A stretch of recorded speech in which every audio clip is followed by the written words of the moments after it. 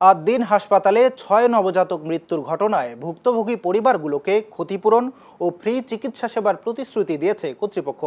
আজ রাজধানীর তেজগাঁওয়ে একটি হোটেলে আয়োজিত এক সংবাদ সম্মেলনে হাসপাতালের পক্ষে এই ঘোষণা দেন আইনজীবী শিশির মনির।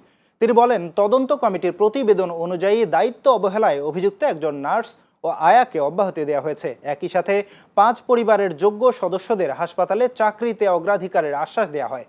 কর্তৃপক্ষ এই ঘটনায় দুঃখ প্রকাশ করে ভবিষ্যতে সতর্ক থাকার প্রতিশ্রুতি দিয়েছে। এ সময় ৮ দিনকে স্বাস্থ্য অধিদপ্তরের পাঠানো কারণ দর্শানোর নোটিশ বেআইনি বলে দাবি করে এর বিরুদ্ধে আইনি পদক্ষেপ নেওয়ার কথা জানিয়েছেন আইনজীবী শিশির মনির। ৮ দিন হাসপাতাল অন্যান্য জায়গার চাইতে আনুপাতিক হারে ৫০ থেকে ৭০% ল কস্টে চিকিৎসা দিয়ে থাকে এবং আজ পর্যন্ত প্রায় ১০ লক্ষ মানুষকে ফ্রি চিকিৎসা দিয়েছে। প্রায় ৩ লক্ষেরও অধিক ডেলিভারি এখানে সম্পন্ন হয়েছে। বাট হাউএভার যা ঘটেছে এটার জন্য হাসপাতাল কর্তৃপক্ষ এবং ভিকটিম পরিবার মারাত্মকভাবে মর্মাহত এবং অনুশোচিত। বাংলাদেশে শিশু নির্যাতন প্রতিরোধে সরকার সব ধরনের প্রয়োজনীয় পদক্ষেপ গ্রহণ করেছে বলে জানিয়েছেন জাতীয় সংসদের deputy speaker barrister Kaiser Kamal. সকালে রাজধানীর শাহবাগে অবস্থিত শহীদ আবু সাঈদ কনভেনশন সেন্টারে বাংলাদেশ শিশু নির্যাতন বৃদ্ধি ও করণীয় শীর্ষক এক গোলটেবিল বৈঠকে প্রধান অতিথির বক্তব্যে তিনি একথা বলেন। ডেপুটি স্পিকার বলেন, শিশু রামিসা হত্যাকাণ্ডের রায় আগামীকাল ঘোষণা হবে। এ ধরনের মামলার বিচার পেতে দীর্ঘ সময় অপেক্ষা করা উচিত নয়। শিশু নির্যাতন ও হত্যার মতো নৃশংস অপরাধের দ্রুত ও দৃষ্টান্তমূলক বিচার নিশ্চিত করতে রাষ্ট্র প্রয়োজনীয় সব পদক্ষেপ গ্রহণ করবে বলেও জানান তিনি। অনুষ্ঠানে বিশেষ অতিথি ছিলেন সমাজ কল্যাণ প্রতিমন্ত্রী ব্যারিস্টার ফারজানা শারমিন পুতুল। অনুষ্ঠানে আরও উপস্থিত ছিলেন সংসদ সদস্য অ্যাডভোকেট নিপুণ রায় চৌধুরী ও চলচ্চিত্র অভিনেতা আশরাফ উদ্দিন আহমেদ উজ্জ্বল সহ অনেকেই। কেন আরো ২০ বছর বা ১০ বছর রামিচার সর্বোচ্চ বিচারটা দেখার জন্য আমাদেরকে অপেক্ষা করতে হবে? এর মধ্যে আরো কত রামিসাকে আমরা পেয়ে যাব। আজকে এই রামিসাকে আমাদের মিডিয়ার ভাই বোনেরা যারা আছেন, মিডিয়ার আলোকে রামিসা আজকে চলে এসছে আমাদের সামনে। এমন প্রতিদিন অনেক রামিসা আছে যারা এখন পর্যন্ত মিনিমাম বিচার তো দূরের কথা, সমাজ থেকে রাষ্ট্র থেকে সহানুভূতিটা পর্যন্ত পাননি।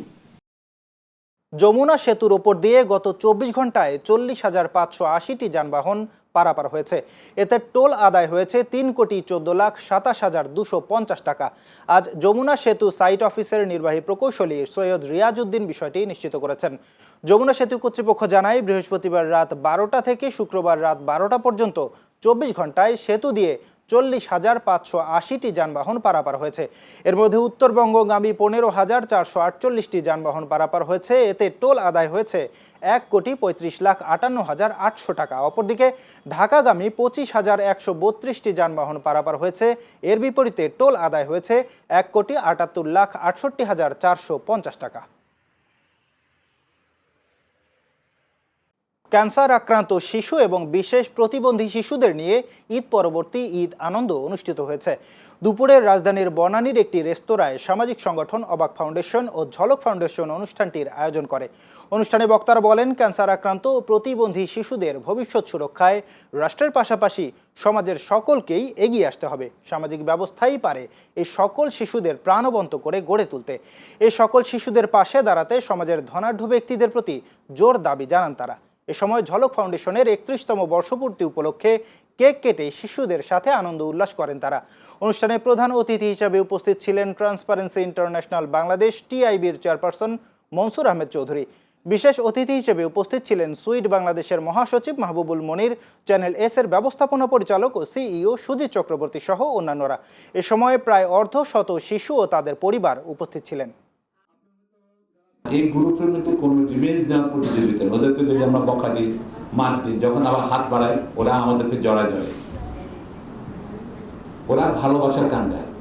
ক্যান্সার আক্রান্ত এটা আসলে মানে আমাদের দরকার বাইরে, আমরা শুধু তাদের পাশে থাকতে পারি এইটুকু চেষ্টা। এবং যারা প্রতিবন্ধী, বিভিন্নভাবে প্রতিবন্ধী আছেন, তাদের নিয়েও ঝলক ফাউন্ডেশন এবং অবাক বাংলাদেশ কাজ করছে। এটা অত্যন্ত ভালো লাগার বিষয়, আনন্দের বিষয়। আমরা আমাদের সাধ্যমতো পাশে থাকবো, চেষ্টা করবো। এরা সবাই আমাদের বিশেষ দৃষ্টি আকর্ষণ করে, তাদের প্রতি আমাদের যত্নশীল হওয়া উচিত, আরো সচেতন হওয়া উচিত এবং তাদেরকে আরো সহায়তা এবং সমর্থন আমাদের সাধ্যমতো সবসময় করা উচিত। প্রধানমন্ত্রী তারেক রহমানের সঙ্গে সৌজন্য সাক্ষাৎ করেছেন ঢাকায় সফররত তুরস্কের পররাষ্ট্রমন্ত্রী হাকান ফিদান। আজ সকালে রাজধানীর তেজগাঁওয়ের প্রধানমন্ত্রীর কার্যালয়ে এই সাক্ষাৎ অনুষ্ঠিত হয়। বৈঠকে দুই দেশের দ্বিপাক্ষিক সম্পর্ক জোরদার ও পারস্পরিক স্বার্থ সংশ্লিষ্ট বিভিন্ন বিষয়ে আলোচনা হয়। সাক্ষাৎকালে প্রধানমন্ত্রী তারেক রহমান বাংলাদেশ ও তুরস্কের ঐতিহাসিক বন্ধুত্বপূর্ণ সম্পর্কের কথা উল্লেখ করে পারস্পরিক সহযোগিতার ক্ষেত্র আরও বিস্তৃত করার ওপর গুরুত্ব আরোপ করেন। জবাবে হাকান ফিদান দুই দেশের সম্পর্ককে কৌশলগত অংশীদারিত্বের নতুন পর্যায়ে উন্নীত করার বিষয়ে তুরস্কের আগ্রহের কথা তুলে ধরেন। এছাড়া বৈঠকে মধ্যপ্রাচ্য ও দক্ষিণ এশিয়ার সাম্প্রতিক ভূ রাজনৈতিক পরিস্থিতি নিয়েও মতবিনিময় হয়। পাশাপাশি অর্থনীতি, জ্বালানি, শিক্ষা, সংস্কৃতি, স্বাস্থ্যসেবা ও প্রতিরক্ষা শিল্প খাতে সহযোগিতা বৃদ্ধির সম্ভাবনা নিয়েও আলোচনা করেন দুই নেতা। দেশীয় প্রযুক্তিতে স্বাস্থ্য মন্ত্রণালয়ের জন্য অ্যাম্বুলেন্স তৈরির উদ্যোগ নিয়ে প্রধানমন্ত্রী তারেক রহমানের সভাপতিত্বে একটি সভা অনুষ্ঠিত হয়েছে। আজ সকালে রাজধানীর তেজগাঁওয়ে প্রধানমন্ত্রীর কার্যালয়ে এই সভাটি অনুষ্ঠিত হয়। সভায় স্বাস্থ্যসেবার সক্ষমতা বৃদ্ধি ও স্থানীয় প্রযুক্তি নির্ভর অ্যাম্বুলেন্স উৎপাদনের অগ্রগতি নিয়ে আলোচনা হয়। এর আগে একই দিনে 25 কোটি বৃক্ষরোপণ কর্মসূচির উদ্বোধন ও বিশ্ব পরিবেশ দিবস সংক্রান্ত আরেকটি বৈঠকেও সভাপতিত্ব করেন প্রধানমন্ত্রী তারেক রহমান। স্বাস্থ্য খাতে দেশীয় প্রযুক্তির ব্যবহার সম্প্রসারণ এবং পরিবেশ সংরক্ষণে সরকারের চলমান উদ্যোগের অংশ হিসেবে পৃথক দুটি গুরুত্বপূর্ণ বৈঠক অনুষ্ঠিত হয়। কুড়িগ্রামের ভুরুঙ্গামারী থেকে রংপুর রুটে বাস সার্ভিস চালুর দাবিতে নাগেশ্বরীতে মানববন্ধন অনুষ্ঠিত হয়েছে। শনিবার উত্তর ধরলা ভলান্টিয়ার অ্যাসোসিয়েশনের উদ্যোগে নাগেশ্বরী বাস স্ট্যান্ডে মানববন্ধন কর্মসূচি পালিত হয়। এ সময় বক্তব্য রাখেন নাগেশ্বরী উপজেলা বিএনপির আহ্বায়ক গোলাম রসুল রাজা, রশিদ মন্ডল ফাউন্ডেশনের চেয়ারম্যান মিজানুর রহমান মিজান ও উত্তর ধরলা ভলান্টিয়ার অ্যাসোসিয়েশনের আহ্বায়ক এম.এ. রশিদ আলী সহ অনেকে। এর আগে গত 31 মে একই দাবিতে কুড়িগ্রাম জেলা বাস, মিনিবাস, কোচ ও মাইক্রোবাস মালিক সমিতি কুড়িগ্রাম জেলা প্রশাসক বরাবর লিখিতপত্র জমা দেন। গাজীপুরে মাদক বিরোধীদের বিরুদ্ধে মাদক বিরোধী সমাবেশ ও মানববন্ধন করেছে কালিয়াকৈর উপজেলার বরাবো গ্রামের বাসিন্দারা।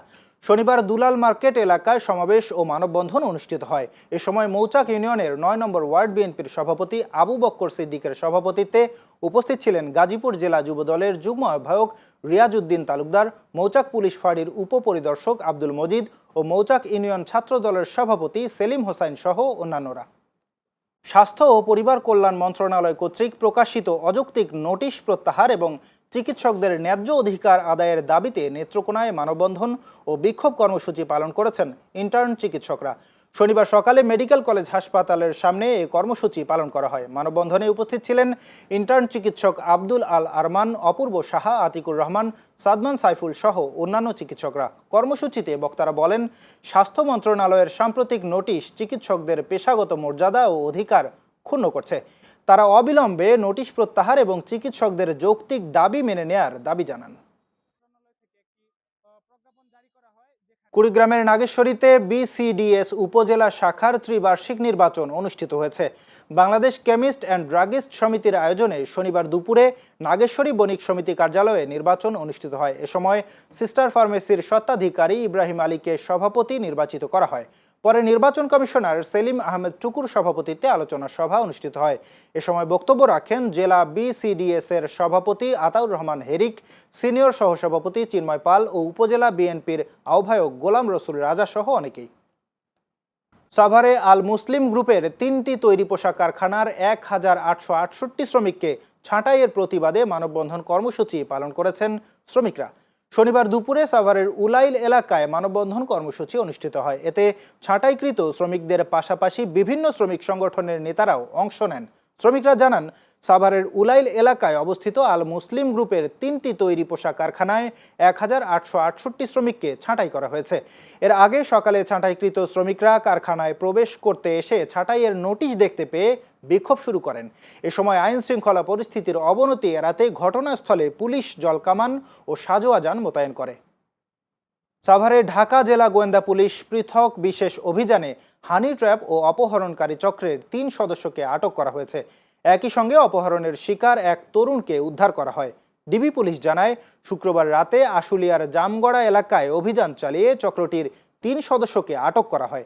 এ সময় অপহরণের শিকার 18 বছর বয়সী এক তরুণকে উদ্ধার করা হয়। এ ঘটনায় ভিকটিমের স্বজনরা বাদী হয়ে আশুলিয়া থানায় একটি মামলা দায়ের করেন। এদিকে পৃথক আরও 3টি অভিযানে 1 কেজি গাঁজা ও 110 পিস ইয়াবা সহ 3 জন মাদক কারবারিকে আটক করা হয়েছে।